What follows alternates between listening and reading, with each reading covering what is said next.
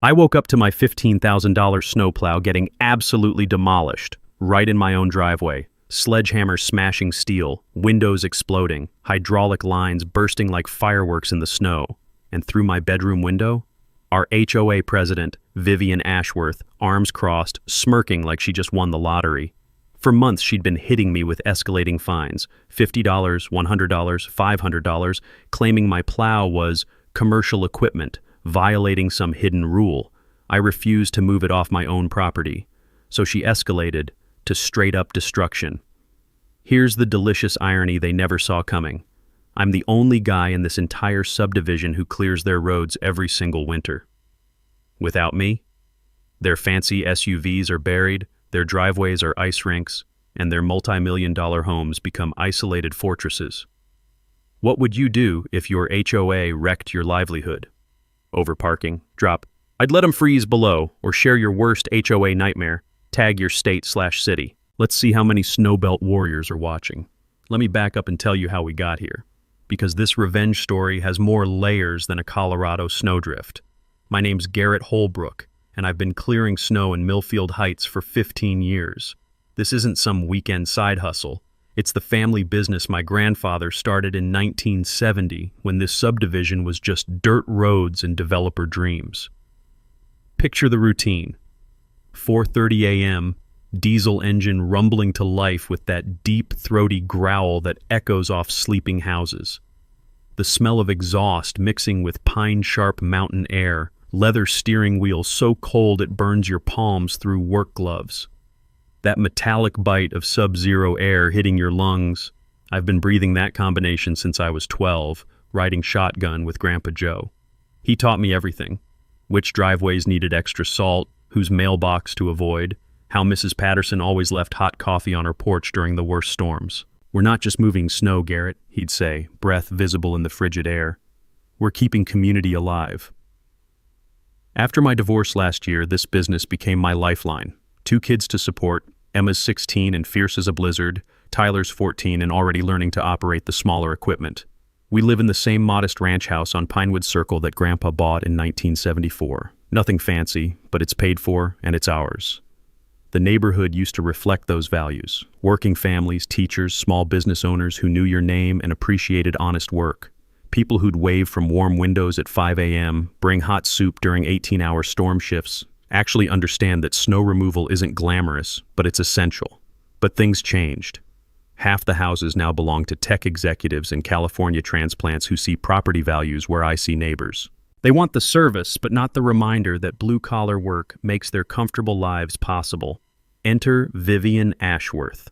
52, retired tech executive, drives a spotless white Tesla like it's a statement piece.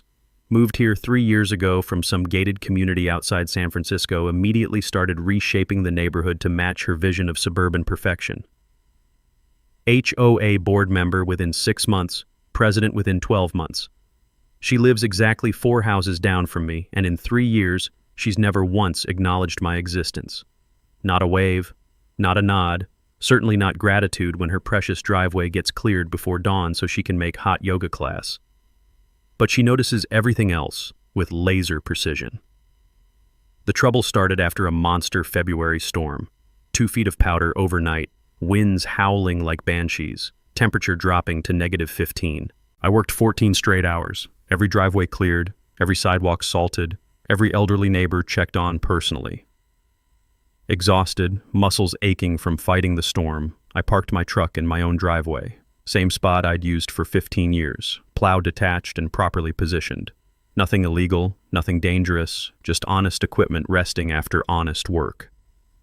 Next morning, crisp white envelope tucked under my windshield wiper like a declaration of war. Notice of violation blazed across the top in aggressive red letters. $50 fine for violating Section 12.7b of Neighborhood Covenants. Commercial vehicles exceeding 8,000 pounds prohibited in residential driveways. The audacity was breathtaking. This truck had been protecting this neighborhood since before half these McMansions existed. The crunch of gravel under my work boots as I read that bureaucratic nonsense. That's the sound of a man realizing he's under deliberate attack. Vivian's handwritten note made it personal. Mr. Holbrook, maintaining neighborhood aesthetics is everyone's responsibility. Please ensure future compliance to preserve property values for all residents. Property values, community standards, aesthetic responsibility. Translation: people like you don't belong in our new suburban paradise. I paid the $50, figuring maybe she needed one power trip to feel important. That was my first mistake. You don't feed entitled bullies. You document their behavior and prepare for war, because Vivian Ashworth had no idea who she'd just declared war against. 2 weeks later, the second envelope arrived like a declaration of war. Same violation, but the fine had doubled to $100. Vivian's note was shorter, icier. Second violation: relocate commercial equipment immediately or face escalating penalties. Escalating penalties. Like I was some repeat offender instead of the guy who'd saved her from being buried alive in snowdrifts. But here's where Vivian made her first fatal miscalculation. She called an emergency HOA meeting for Thursday night. The agenda, mysteriously delivered to every house except mine, contained exactly one item: proposal to amend vehicle restrictions for enhanced neighborhood compliance. I only found out because Dorothy Kellerman, 83 and sharper than a plow blade, knocked on my door with a smuggled copy. "You need to see this, Garrett. That woman's cooking up something rotten." The community center that Thursday reeked of stale coffee and fresh ambition. Fluorescent lights buzzed overhead like angry wasps while 30 neighbors sat in folding chairs that squeaked with every nervous shift. Vivian commanded the front podium like Napoleon reviewing troops before Waterloo. As I was explaining, she continued, pointedly ignoring my entrance, current vehicle restrictions have proven insufficient for maintaining our community's residential character. There's that phrase again. Residential character. Politicians speak for people like him don't belong here. She'd prepared a full PowerPoint presentation because of course she had. Slide after slide of comparable upscale neighborhoods with pristine driveways, manicured everything, not a single work truck contaminating the view. Each click of her laser pointer felt like a slap. Therefore, I propose amending Section 12.7b to require all commercial vehicles, regardless of weight, to be parked off-property during non-operational hours. Here came the mini twist that showed just how thoroughly she'd planned this ambush. Her husband Lawrence, city councilman and part-time legal eagle, had researched precedent cases. The amendment wouldn't technically target me by name. It would apply to any resident operating commercial vehicles in residential areas, except I was literally the only person it affected. Pure genius, if you appreciate that level of calculated cruelty. Furthermore, Vivian savored each word like expensive champagne, we'll implement daily fines of $200 for violations, effective immediately upon approval. My neighbors squirmed in their squeaky chairs. These weren't evil people. Most genuinely appreciated having their driveways cleared, but nobody wanted to be the lone voice challenging the HOA president over parking regulations. That's when I decided to deploy what my grandfather had taught me about reading contracts.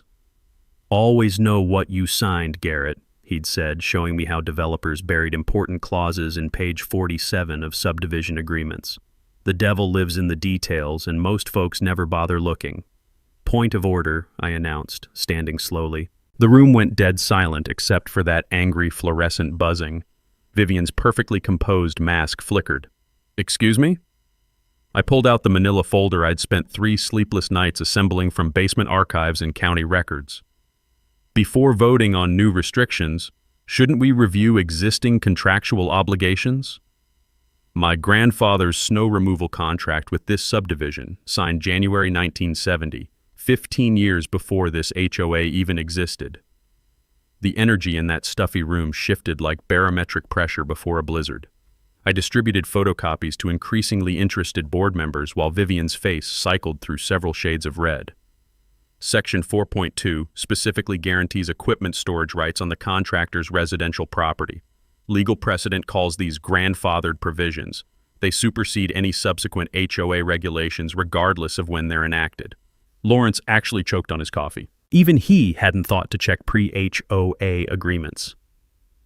"Mr. Holbrook," Vivian's voice could have frozen antifreeze, "will need our legal counsel to review these alleged documents." Alleged. Like I'd spent my weekend forging historical contracts in my basement. Absolutely. Meanwhile, I trust this harassment campaign will pause pending proper legal review. The word harassment landed like a perfectly aimed snowball. Several neighbors nodded approvingly. Even Lawrence shifted uncomfortably in his seat. But the real victory came after the meeting ended. Dorothy approached first, trailing an unexpected parade. Tom Martinez, whose driveway I'd cleared hundreds of times. Sarah Smith, who always waved from her kitchen window during dawn runs. The Hendersons, newcomers who'd been intimidated into silence until tonight. "We've been talking," Dorothy said quietly. "Vivian's targeting other families, too. The Johnsons got cited for their landscaping trailer. The Kellys were fined for having a moving truck during their actual move. A pattern. Beautiful, documented, prosecutable pattern. She's systematically pushing out working families," Tom added. "Anyone who doesn't match her country club fantasy." That night, spreading legal documents across my kitchen table like battle maps, I understood this fight had evolved beyond personal revenge. Vivian was gentrifying the neighborhood one citation at a time, erasing the blue-collar heart that made this place a real community. But I'd just proved something important. Preparation beats power every single time. 3 days after my legal ambush at the HOA meeting, my phone rang at 7 a.m. sharp like an alarm clock from hell. "Mr. Holbrook? Inspector Rodriguez, City Code Enforcement. We've received multiple complaints about industrial activity in your residential zone. I need to schedule an inspection today." Multiple complaints. The coffee in my mouth suddenly tasted like defeat. I could practically smell Vivian's manicured fingerprints all over this escalation. "What specific complaints?" I asked, knowing somewhere a recorder was capturing every word. "Noise violations starting at 4 a.m., air quality concerns from diesel emissions, potential zoning infractions for commercial operations in residential areas. Are you available this afternoon?" Here's something I learned the hard way. When politicians can't win legally, they just multiply the battlefields until you collapse from exhaustion. My grandfather used to say, "Garrett, when city inspectors show up unannounced, somebody with connections made a phone call." Vivian had obviously leveraged her city councilman husband's influence to weaponize the bureaucracy against me. Inspector Rodriguez arrived during my absolute worst possible timing, February Equipment Maintenance Day. 6 commercial accounts worth of plows getting serviced, diesel engines rumbling like angry bears, hydraulic fluid being tested and changed. The symphony of a working man's livelihood, now suddenly suspicious. Rodriguez seemed professional enough but thorough to the point of obsession. He measured noise levels from 3 different positions, took air quality readings that would have impressed NASA scientists, photographed every piece of equipment like he was documenting a crime scene for prosecution. The acrid smell of hydraulic fluid mixed with winter air while he scribbled notes with the intensity of someone building a case, rather than conducting routine inspection. "Mr. Holbrook, this modified exhaust system doesn't meet current residential emissions standards." Modified exhaust system?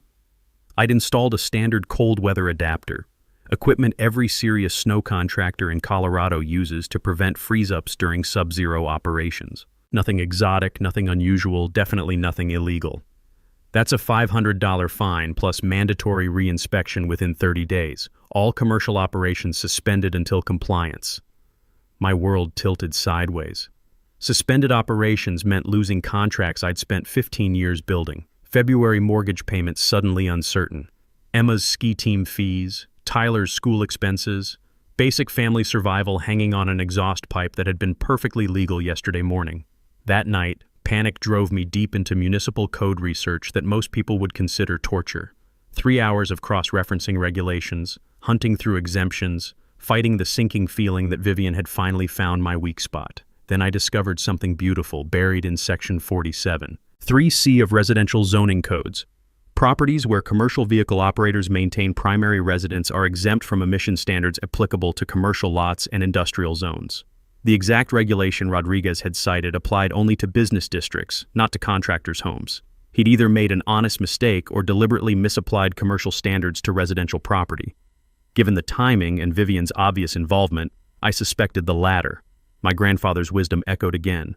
"Son, when authority figures start quoting regulations, make damn sure they know what they're talking about. Half these bureaucrats couldn't find their own regulations in a phone booth." Friday morning, I filed formal complaints with both the city manager and state contractor licensing board. Not just about the improper citation, but about selective enforcement and apparent regulatory ignorance from someone paid to know better. But here's where the mini twist gets delicious. While researching Rodriguez's inspection history, I discovered his side business: Mountain Air Solutions, commercial filtration systems. The same expensive equipment he'd been recommending to fix emission violations that weren't actually violations. A perfect little racket generating steady income from confused contractors. By Thursday afternoon, my phone was buzzing with unexpected good news. Mr. Holbrook, Janet Wells, Channel 7 News. We're investigating selective enforcement in residential zoning. Multiple contractors have complained about questionable citations from the same inspector. Would you share your experience? Dorothy's network had struck again. Within hours, news crews were filming my equipment while I explained how standard cold weather adapters had magically become environmental violations. They interviewed 3 other contractors who'd received identical suspicious citations for perfectly legal equipment. The story aired Friday. Local inspector under investigation for conflict of interest. Rodriguez's air filtration business created obvious ethical problems.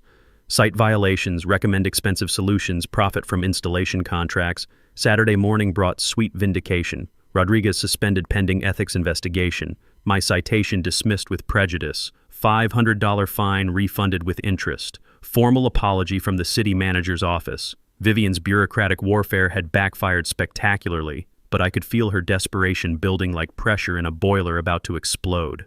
Sunday night, reviewing security footage out of growing paranoia, I noticed something chilling. The same figure walking past my property 3 times between midnight and 2 a.m., always staying just beyond camera range. Someone was planning something more direct than paperwork. The game was escalating beyond civilized harassment, and desperate people make dangerous decisions. The reconnaissance I had spotted wasn't paranoid imagination. It was advanced planning for escalation that would make parking fines look like love letters. Tuesday morning, stepping outside with my first cup of coffee, I found 4 slashed tires on my pickup. Not random vandalism, surgical cuts in the sidewalls, the kind that whisper "message received" louder than any citation notice. $800 of damage, but the real message was crystal clear. We're done playing bureaucratic games. Here's something most people don't realize about home security. It's gotten incredibly sophisticated and surprisingly affordable. After that first parking fine, I'd called Dorothy's nephew who runs TechSecure downtown. "Garrett," he'd explained while installing cameras, "these aren't your daddy's security systems. Modern equipment can identify faces, read license plates, and upload evidence faster than vandals can destroy cameras." The installation cost me $600, but every pixel was about to pay dividends. While I was calling tire shops and calculating replacement costs, Dorothy appeared at my door, carrying intelligence worth more than gold. "Garrett, Blake Ashworth was shooting his mouth off at Murphy's bar last night. My grandson Tommy heard everything. That boy was bragging about teaching the snow guy his place." Blake. Vivian's 28-year-old son, still living in mommy's basement since his tech startup collapsed 2 years ago. The kind of entitled man-child who considers vandalism a legitimate business strategy. Tommy said Blake was drunk as a skunk, talking loud about how blue-collar trash is ruining property values. He specifically mentioned your equipment, Garrett. This wasn't random teenage stupidity. Every instinct screamed to call police immediately. But Hamilton Pierce, Dorothy's retired attorney friend, had given me counterintuitive advice that burned like medicine. Sometimes you have to let bullies escalate until they commit crimes serious enough to matter. Tire slashing gets you a misdemeanor complaint. Equipment destruction gets you felony charges and real consequences. Patience tastes like copper pennies and feels like swallowing glass, but I was learning to embrace strategic restraint. Wednesday night at 1:47 a.m., my phone exploded with motion alerts. I rolled over in bed and watched live footage of Blake Ashworth stumbling around my driveway with 2 accomplices, all 3 clearly hammered, carrying tools that gleamed under infrared lighting. For 20 excruciating minutes, I watched them systematically destroy my backup equipment. Hydraulic lines slashed like arteries, sand poured into oil reservoirs with malicious precision, control panels smashed with what looked like aluminum baseball bats. $20,000 in damage, but every swing was recorded in courtroom-quality detail. "This'll teach that working-class piece of shit," Blake slurred directly into hidden microphones. "Mom says people like him are destroying our neighborhood character." There it was, the ugly truth finally spoken without code words or political correctness. But here's where Blake's generation made their fatal mistake. His friend Marcus was filming everything on his phone, posting to Instagram stories in real time because apparently vandalism doesn't count unless it gets social media validation. Too drunk to consider consequences, too entitled to imagine accountability. The mini twist that made this perfect? Marcus tagged Blake in the videos, geolocated my address, and added captions like, "Teaching losers lessons, #neighborhoodwatch." By morning, dozens of people had screenshotted everything before Marcus sobered up and frantically deleted his digital confession. But the internet is forever, and Dorothy's network includes teenagers who understand evidence preservation better than most lawyers. I still didn't call police. Instead, I methodically documented everything like my grandfather had taught me to document snowfall totals. Multiple camera angles of the damage, cloud backups to 3 different services, timeline compilation showing escalation from citations to tire slashing to equipment destruction, an airtight criminal case that any prosecutor would salivate over. Vivian orchestrated this campaign, Hamilton explained during our emergency strategy session. Blake executed the crimes, but if we move too fast, defense lawyers will claim drunken kids making bad decisions. We need evidence proving premeditation and ongoing conspiracy. Yeah. Thursday morning brought the hardest conversation of my professional life. Calling 20 commercial clients to explain their driveways wouldn't be cleared for the rest of winter. 2 decades of reputation building, destroyed by 3 drunk idiots with baseball bats and mommy issues. The metallic taste of failure mixed with the bitter satisfaction of gathering evidence. Sometimes you have to lose battles to win wars. But something beautiful emerged from the wreckage: authentic community support. Tom Martinez offered his pickup for emergency calls. Sarah Smith organized a neighborhood fund for equipment replacement. Even neutral residents started asking pointed questions about the suspicious timing of so many random incidents targeting one family. Friday evening, reviewing footage for the 10th time, I caught Blake's most damning confession. Mom's timeline is perfect. Get rid of the undesirables before next month's town hall meeting. Town hall meeting. The quarterly community forum where Vivian apparently planned her final move. This harassment had an endgame, and now I had the timeline to prepare my counterattack. The breakthrough came from Hamilton Pierce's obsessive attention to detail and a filing system that would make librarians weep with joy. For 3 weeks, he'd been excavating HOA financial records like an archaeologist hunting treasure. Thursday afternoon, his call came with the breathless excitement of someone who'd just struck gold. "Garrett, drop everything and get to my office. I found something that's going to turn this entire war upside down." 20 minutes later, I sat in his book-lined office that smelled of old leather and fresh vindication, staring at bank statements that made reality tilt sideways. Vivian Ashworth had been systematically embezzling from the HOA reserve fund for 2 solid years. $47,000, gone like smoke in a Colorado wind. "Look at these transfers." Hamilton's finger traced highlighted entries, reading glasses reflecting the afternoon light filtering through dusty windows. "Every payment goes to Alpine Landscape Consulting, supposedly owned by Vivian's sister Jennifer in Denver." He slid business registration documents across his mahogany desk like a dealer revealing a royal flush. "Alpine Landscape Consulting has no employees, no equipment, no business address except a mailbox. Jennifer Ashworth has never filed taxes for this company because it exists only on paper and in Vivian's imagination." The audacity was breathtaking. She'd created a phantom business to justify stealing from her neighbors while simultaneously attacking the one person who actually provided the services she was pretending to buy. "But here's where it gets delicious," Hamilton continued, spreading invoices across his desk like evidence at a murder trial. "Look at these service descriptions." Vivian's own signature appeared on dozens of fabricated bills. Aesthetic Snow Management Consulting, $2,400. Winter Beautification Coordination, $1,800. Seasonal Maintenance Planning, $3,200. Services that never happened for a company that never existed, paid with money stolen from the community fund. The cruel irony tasted like copper pennies mixed with sweet revenge. She'd been embezzling snow removal funds while trying to eliminate the actual snow removal contractor. Now for the nuclear option. Hamilton's eyes gleamed like a prosecutor sensing victory. He pulled out my grandfather's 1970 contract. Corners yellow but signature still bold. "Remember Section 7.2? Annual retainer payments of $5,900, inflation adjusted every 5 years. My coffee went cold while he explained the mathematics of justice. Vivian never legally terminated this contract. She just stopped payments and hoped nobody would notice. According to compound interest calculations, the HOA owes your family $89,000 in back payments. The number hit like a physical blow. $89,000. Enough to replace destroyed equipment, expand operations, secure Emma and Tyler's college funds. But the document that made everything crystallize was tucked inside Vivian's personal planner, accidentally copied with official records. Her handwriting, clear as accusation. Eliminate snow contract before May audit.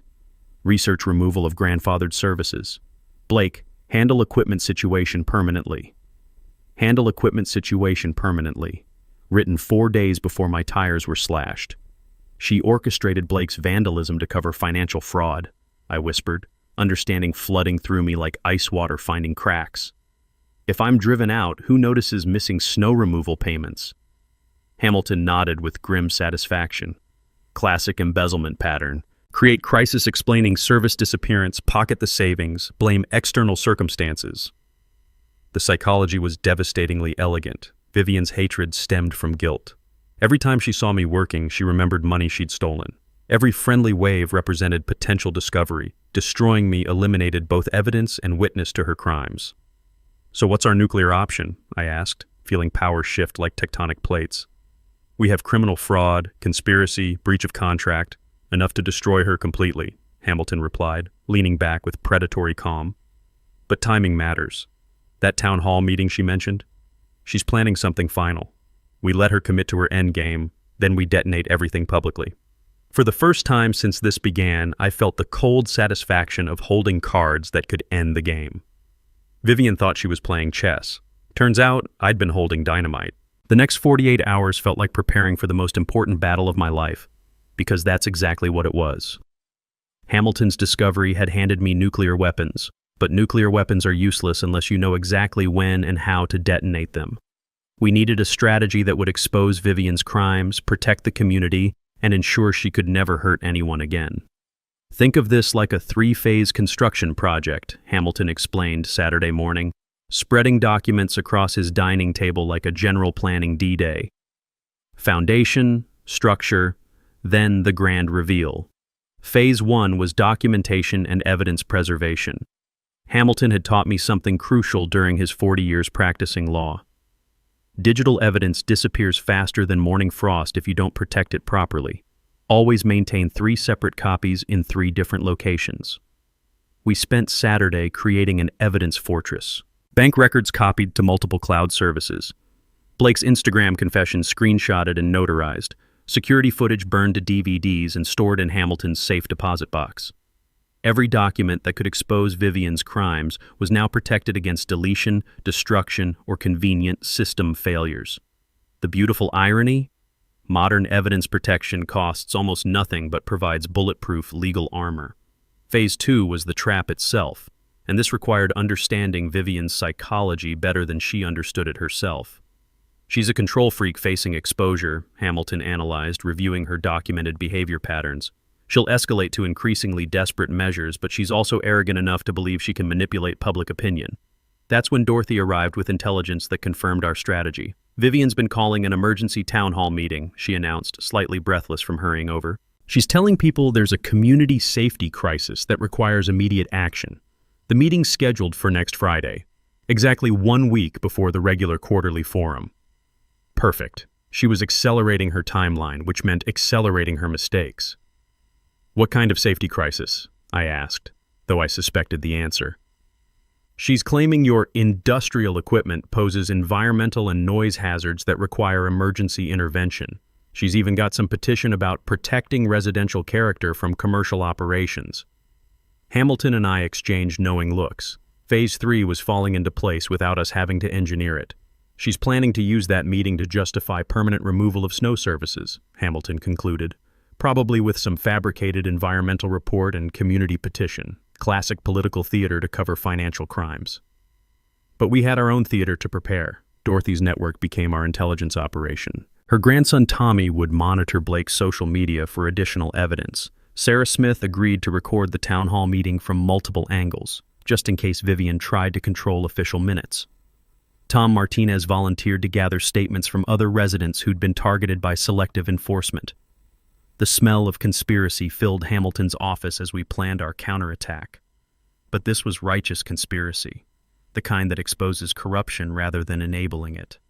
Wednesday afternoon brought an unexpected gift. Blake posted another Instagram story, this time complaining about his mother's stress over the neighborhood problem. The video showed him in Vivian's kitchen, clearly frustrated, accidentally revealing documents spread across her granite countertop. One of those documents was a draft resignation letter for the snow removal contractor, dated 3 months in the future. She'd been planning my elimination since before the first parking citation. "This proves premeditation," Hamilton noted with satisfaction. "She didn't escalate because you refused to comply. She targeted you from the beginning as part of a broader scheme." Thursday morning, everything accelerated. Vivian distributed flyers throughout the neighborhood. Emergency Community Safety Meeting, Friday 7 p.m., address critical infrastructure concerns. The language was carefully chosen to sound urgent without being specific, designed to pack the room with worried residents who didn't understand the real agenda. But her flyer contained a fatal tactical error.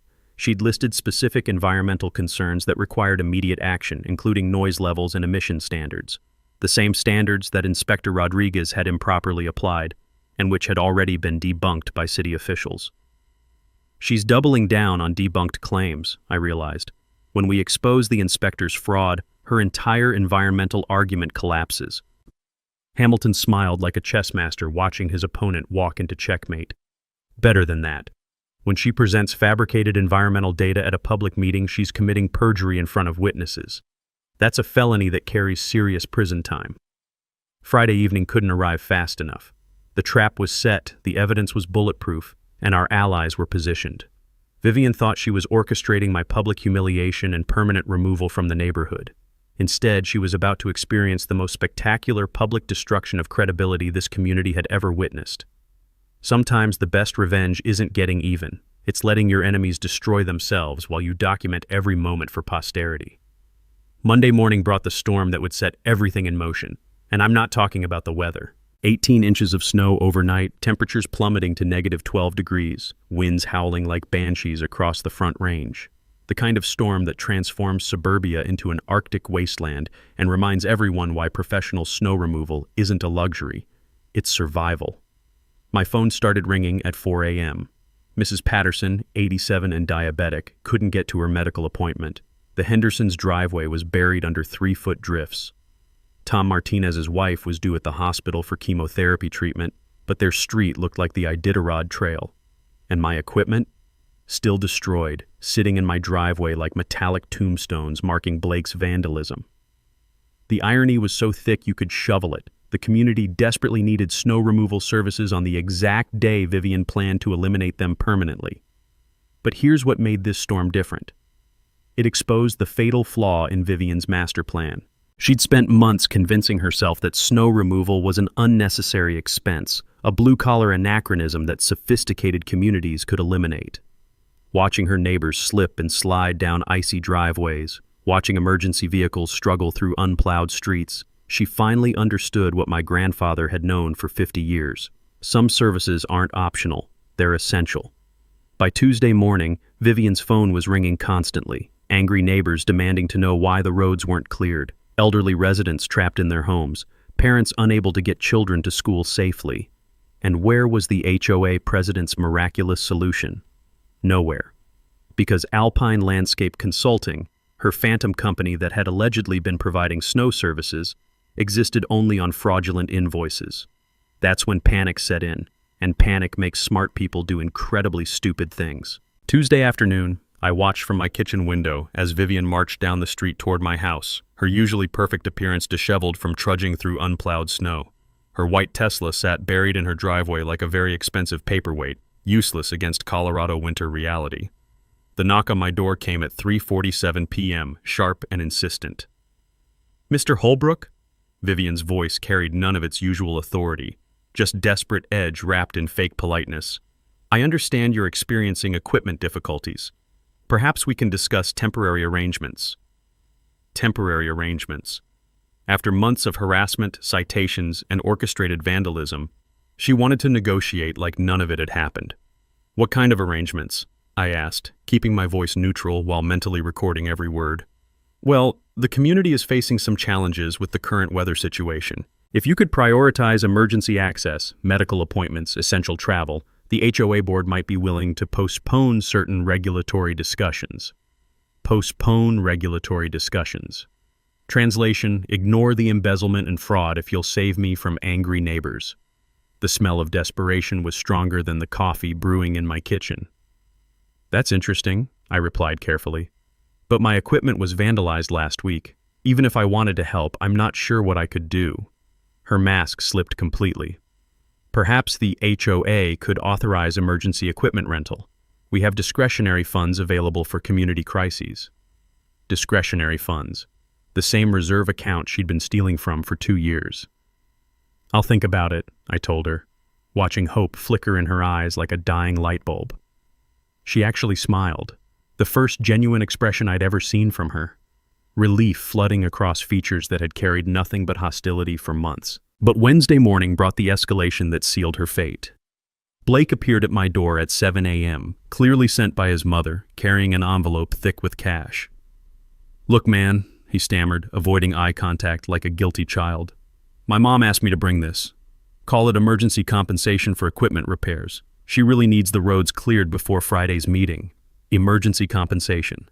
$5,000 in $100 bills, handed over by the same person who'd destroyed my equipment with baseball bats. The beautiful irony? Blake was so panicked about facing angry neighbors that he'd forgotten our entire history. He was literally offering me money to fix equipment he'd vandalized, apparently believing I didn't know he was responsible. "That's very generous," I said, accepting the envelope while Blake shifted nervously on my doorstep. "But I'm curious, why the sudden urgency?"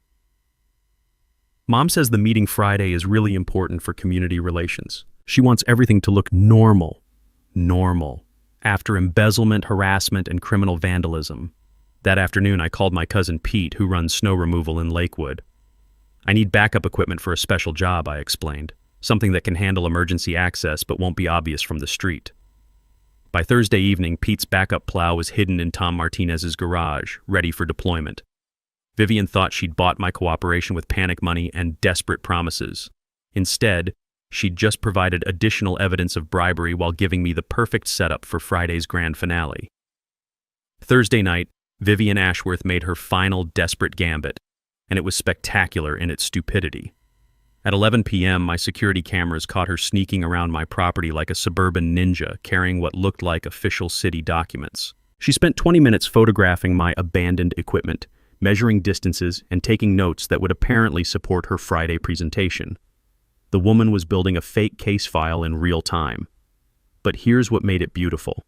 She had no idea my destroyed equipment was actually functional. Hamilton had suggested a brilliant bit of theater: leave everything looking damaged while secretly repairing the essential systems. To casual observation, my plow appeared totaled. In reality, it would start and operate perfectly when needed. "Let her document non-functional equipment," Hamilton had advised. "When you demonstrate it works perfectly, her entire presentation becomes perjury." Friday morning brought Vivian's final escalation, a formal notice posted on every door in the subdivision. Emergency Community Safety Meeting, 7 p.m., Critical Infrastructure Crisis. The flyer listed specific grievances against continued industrial operations endangering residential safety and environmental standards. She'd gone full bureaucrat, complete with official-sounding language about emission violations, noise ordinance infractions, and zoning compliance failures. Every claim had been previously debunked, but she was counting on residents not remembering technical details. The tactical error was massive. She'd put her lies in writing and distributed them as evidence. "She just handed us a perjury case," Hamilton noted with satisfaction. "Every false claim on that flyer becomes criminal evidence when she presents it under oath at a public meeting." But Vivian wasn't finished digging her grave. Friday afternoon, Blake arrived with an even more desperate offering, a handwritten letter from his mother. "Mr. Holbrook," the note began in Vivian's precise script, "I apologize for any misunderstandings regarding neighborhood regulations. Perhaps we can reach a mutually beneficial arrangement that serves everyone's interests." The letter proposed an under-the-table deal, I would publicly support eliminating snow removal services at the meeting, and she would ensure all citations were dismissed, plus provide consultancy compensation of $15,000. She was literally offering to pay me to participate in covering up her embezzlement. Blake handed over the letter like he was delivering a peace treaty instead of evidence of attempted bribery. "Mom really hopes you'll consider this," he said, still apparently unaware that I knew he'd vandalized my equipment. "She thinks it could benefit everyone." "I'll definitely consider it," I replied, accepting written proof of attempted corruption. That afternoon, Dorothy's intelligence network revealed Vivian's final desperate move. She'd convinced her husband Lawrence to arrange independent verification of her environmental claims through a city inspector. The same Inspector Rodriguez who'd already been suspended for ethics violations. "She doesn't know Rodriguez is suspended," Dorothy reported with glee. "Lawrence pulled strings to get him reinstated temporarily for this one inspection. She thinks she's getting expert validation for her fake environmental data." Perfect. Vivian was doubling down on already discredited evidence while adding witness tampering to her growing list of crimes. Friday at 5 p.m., Rodriguez arrived to conduct his independent inspection, clearly uncomfortable with the arrangement but apparently willing to provide favorable findings for the right price. I watched from my kitchen window as he spent 30 minutes measuring, photographing, and documenting equipment he'd already improperly cited. This time, however, I was recording his every move while Hamilton documented the coordinated fraud. "This establishes conspiracy," Hamilton noted, reviewing footage of Rodriguez obviously staging his inspection. Vivian coordinated with a suspended city official to fabricate evidence supporting her embezzlement cover-up. 2 hours before the meeting, my phone rang with Vivian's final plea. "Mr. Holbrook, I hope you'll consider our proposal carefully. This meeting is very important for community unity. It would be unfortunate if personal disagreements affected everyone's property values." Personal disagreements. She was characterizing months of harassment, vandalism, and embezzlement as a simple misunderstanding between neighbors. "I'll be at the meeting," I assured her.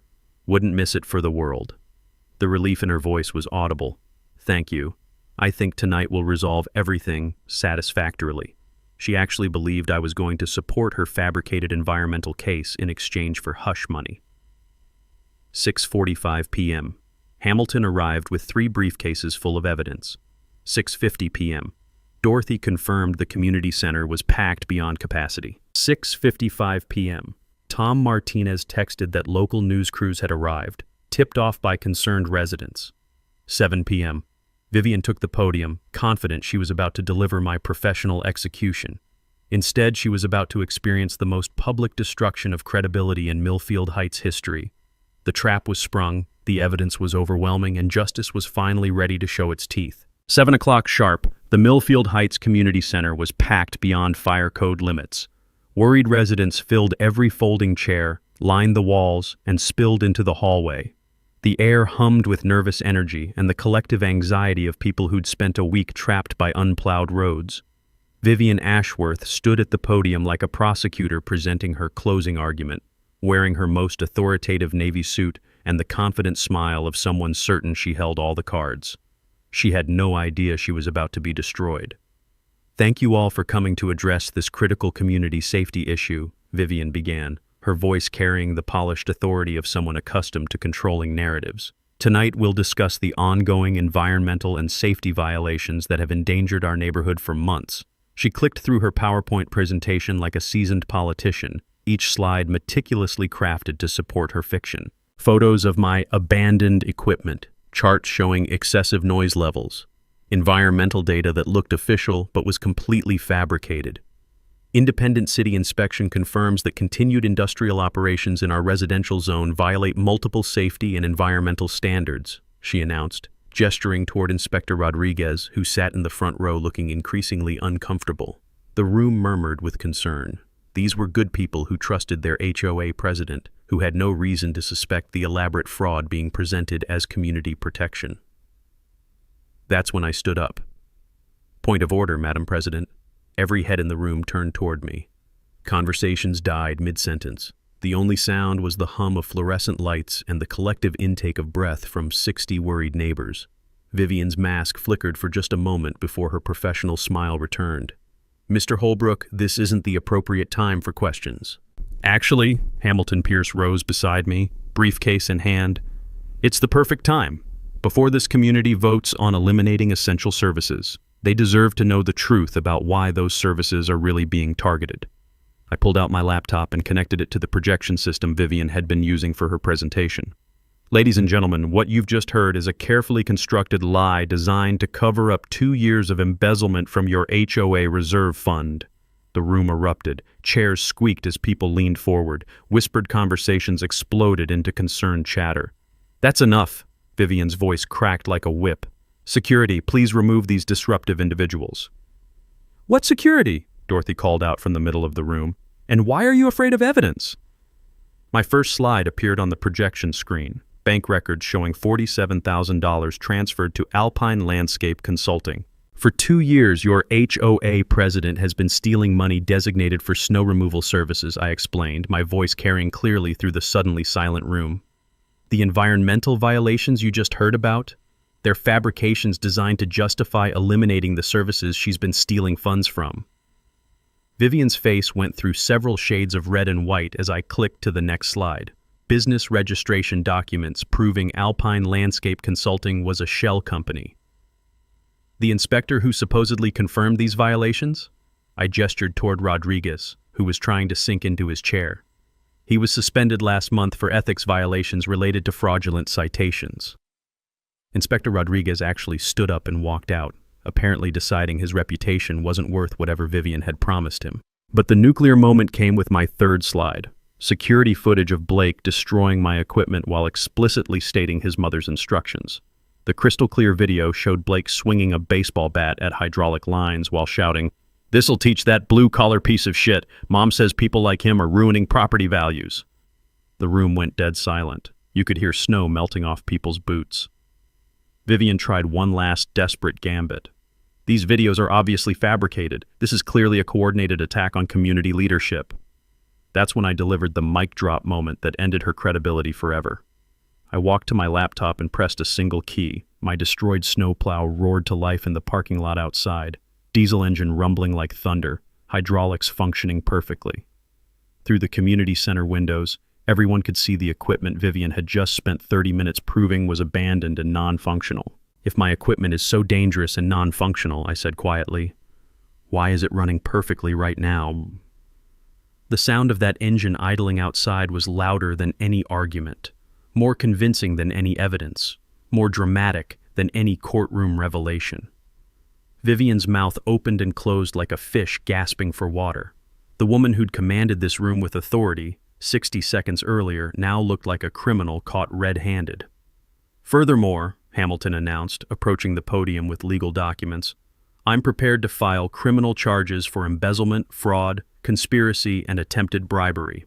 Mrs. Ashworth offered my client $15,000 yesterday to support this fabricated environmental case." The room exploded into chaos. Angry voices, shocked gasps, the sound of folding chairs scraping as people stood to get better views of the unfolding drama. Through it all, my snowplow continued rumbling outside like a mechanical truth-teller, proving that some lies are too big to maintain. The aftermath of that Friday night meeting moved faster than a Colorado avalanche. By Saturday morning, Vivian had resigned from the HOA board and put her house on the market. By Monday, criminal charges were filed for embezzlement, fraud, and conspiracy.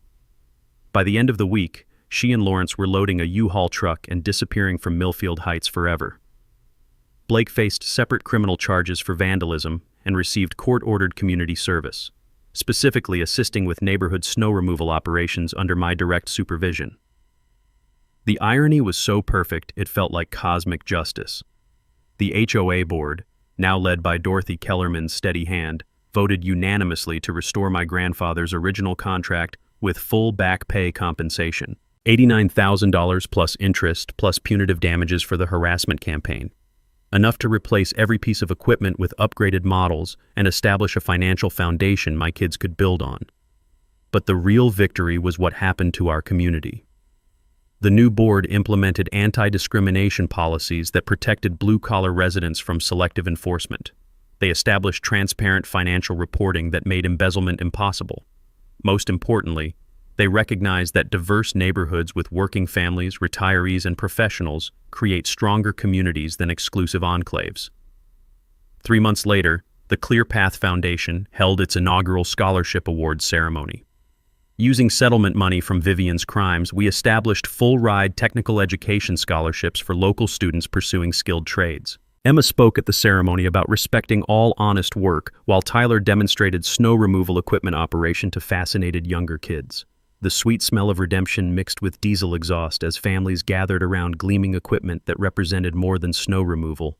It symbolized community values worth fighting for. Our annual Winter Heroes Festival now celebrates everyone who keeps the community functioning during harsh weather. Postal workers, emergency responders, utility crews, and yes, snow removal contractors receive recognition for essential services that suburban life depends on. Vivian's attempt to eliminate undesirable workers had evolved into community-wide appreciation for honest labor.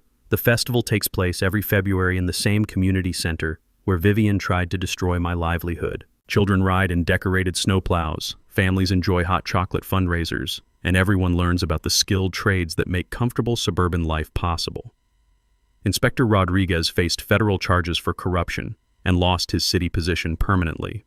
The ethics investigation revealed he'd been running the air filtration scam for years, targeting dozens of contractors with fabricated violations.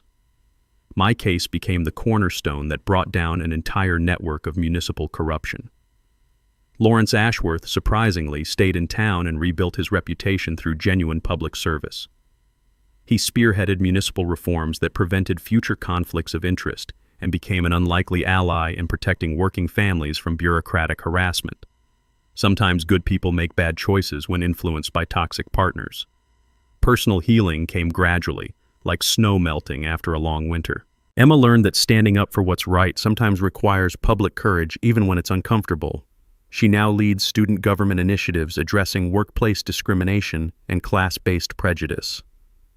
Tyler discovered pride in the family business and plans to study both engineering and business management, preparing to expand snow removal into full-service infrastructure maintenance.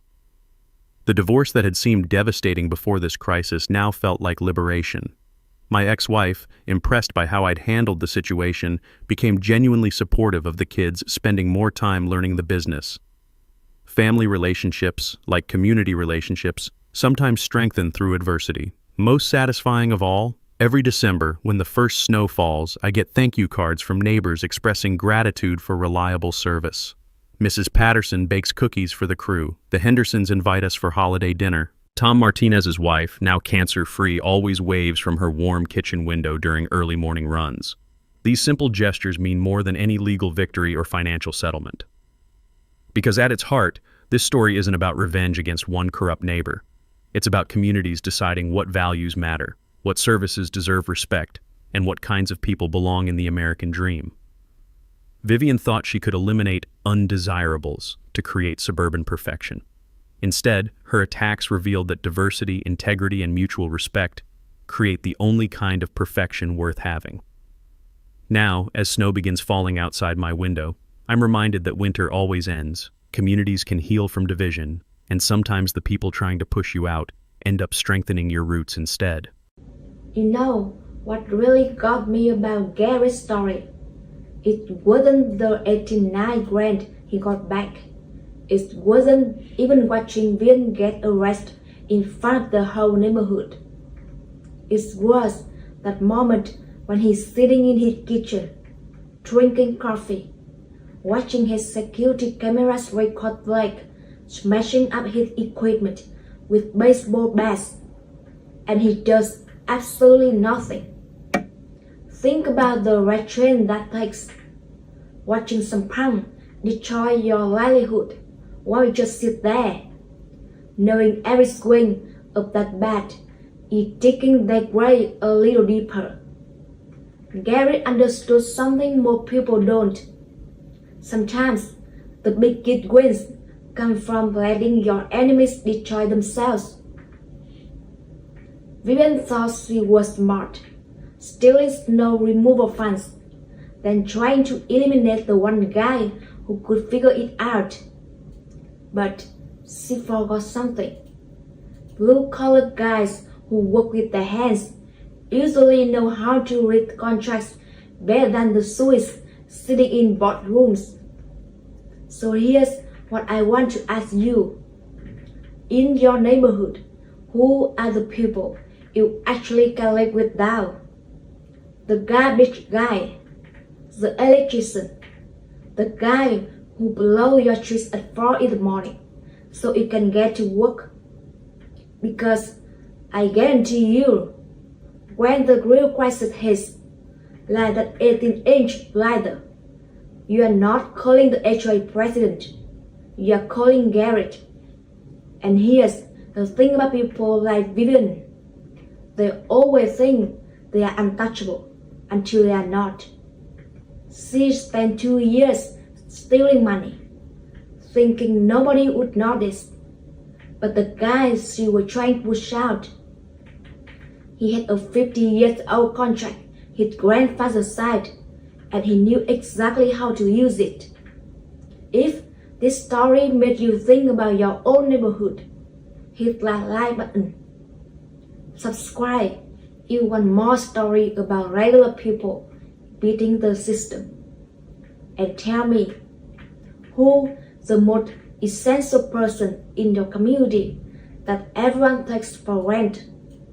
Remember this, the people who keep the world running usually aren't the ones sitting at the meeting table.